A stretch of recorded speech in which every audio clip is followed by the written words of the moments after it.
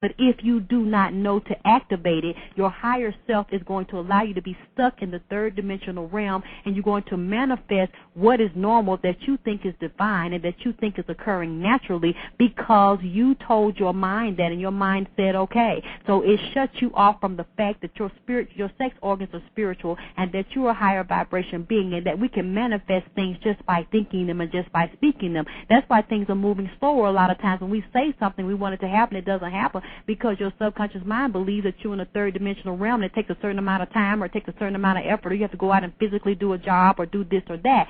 What I'm trying to tell you is because we have accepted that lie and because we have died to the higher part of ourselves and realizing we are divine, then your mind has actually locked you into a dense third dimensional realm and you are manifesting slower and your body's starting to slow down and die, and our sex is killing us because that knowledge has been hidden, and it's time to wake up so that you can merge the sex with the spirit and you can actually move out of the third dimensional realm because you are constantly vibrating outside and above the third dimensional realm. Your subconscious, your superconscious mind is doing it. Your cells are doing it. That's how they replicate. But if they start replicating slower, that's a good sign for you to know you're fucking this wrong sex partner, you come in too much, and you have the wrong destructive third dimensional thoughts, because in the third dimension things are destroyed because you're locking into third dimensional time that does not exist because time is not linear.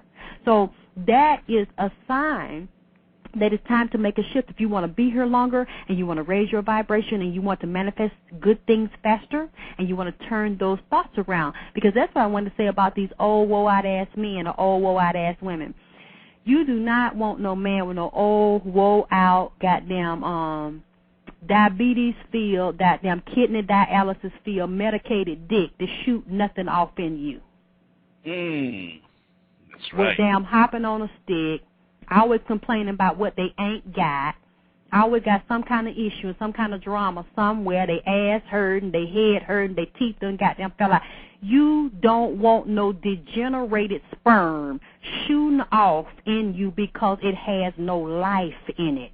Because whatever he shoot, wrinkle up and falling off and shit, that tells you that he is detaching from the spiritual essence, which is his life force that keeps him regenerating. Along with his diet, his drinking, his smoking, his thoughts, whatever he's doing, he is degenerating. And as a person lives and supposedly gets older, you're not supposed to get weaker and degenerate. Your cells are supposed to regenerate. But you can tell by what a person is thinking and what they're not thinking by the way they supposedly age. Because if they age a lot, I don't care how rich they are injecting death into you with their ejaculation instead of injecting life into you. That's why you have to really be careful who you lay with, who you consort with your mouth, and who you let touch you, because sex and ejaculation, it takes a lot out of a man. That's why it's not good to be shooting off all the time. A man needs to replenish with his green drinks, with his diet, his exercise, his protein drinks, and watch his diet and his water content and the food he eats, especially if he's ejaculating a lot.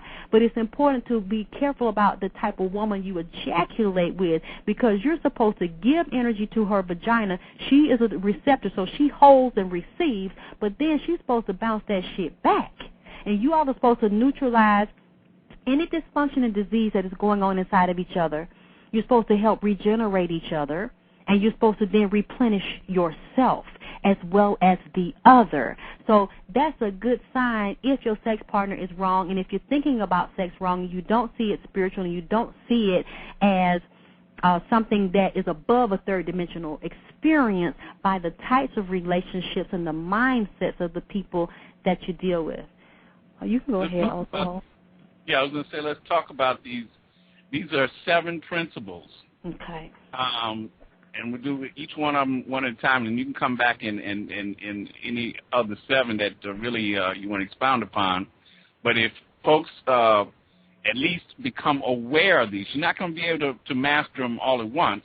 But as you hear them, remember, subconscious, it remembers everything. It's going to file everything away. So the first one, and this is about being able to get in harmony.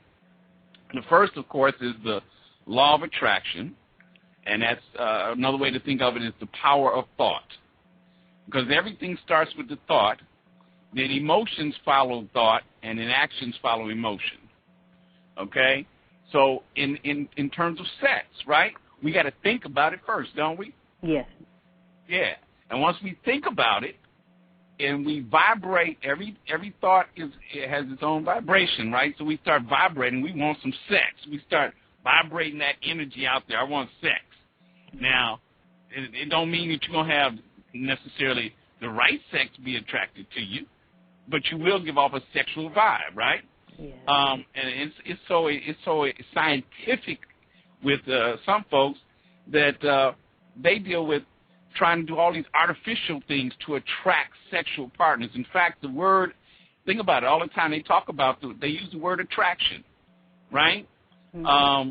You wear these clothes and it will attract the right man. You wear this cologne or this perfume, it's going to attract. See, they're using that phrase all the time because they know that subconsciously we are hearing it and dealing with it as the law of attraction. Okay? The second is the law of correspondence. And I want to be very clear, also we can call it the law of complementarianism, which a lot of times we'll use these two words as the same, but they're two different words. Complement. There's complement, which is the type of when you say something nice about a person, okay? Mm-hmm. But there's complement, which means being in sync with each other, okay? We want to be in sync with each other, and the way we do that is by observing the law of correspondence, the law of complementary. And just what you were saying a little bit earlier, every man that comes to you ain't the right man. Every woman that comes to you is not the right woman. And so we have to understand that, overstand that how to determine whether that person compliments us or not. Not that they say complimentary things about you. See, that's flattery and all that. See, we got to know the difference. Just because he said, "Ooh, baby, they got some big old pretty legs," that don't mean that they're complimentary for you, right? So that's the law. That's the second law, the law of correspondence. The third is the law of vibration. Yeah, and that's basically just real simple, the frequency. And we actually know how to deal with this. You know how we know it? Huh. It's like when we're walking down the street, and everybody on this that's listening to this, I know you had at least one time in your life when you were walking somewhere. It might have been at night. Usually that's the one we remember the most. And all of a sudden, you're by yourself, or you might be with somebody else, but something just gives you this idea that something is wrong. And literally the hair stand up on the back of your neck, right? Your palms will actually sweat. That's part of that stress that's supposed to happen because your body immediately prepares for either fight or flight, okay? That's vibrations. We're picking up the vibration of something dangerous, something that causes us to go into that mode. Well, we do this about men and women. You know, if it's like it's the worst place in the world. The worst place in the world to meet somebody for sex is in a nightclub. You know why? Because you got all these things operating. They put on the right clothes. They put on, so that attracts the eye because they'll wear whatever clothes makes what they consider their best features stand out. If it's their legs, they'll make sure they got plenty of legs. If it's their ass, they'll make sure they wear something that accentuates their ass. If it's their breasts, whatever, right? Now, they also will wear makeup, so we can't really tell what their face really is like. What happens in a nightclub? You got the lighting, so we can't really see. You throw some perfume and cologne on there, and the nose gets messed up. The nose, the olfactory, is actually manipulated by the smell. And then you got perfumes and colognes, what they call them, pheromones, right? You put an animal ingredients on your body to bring out the animal in somebody else. That's why folks wake up the next morning and say, how the hell did I come home with him or her? Because they did not pay attention to the vibrations.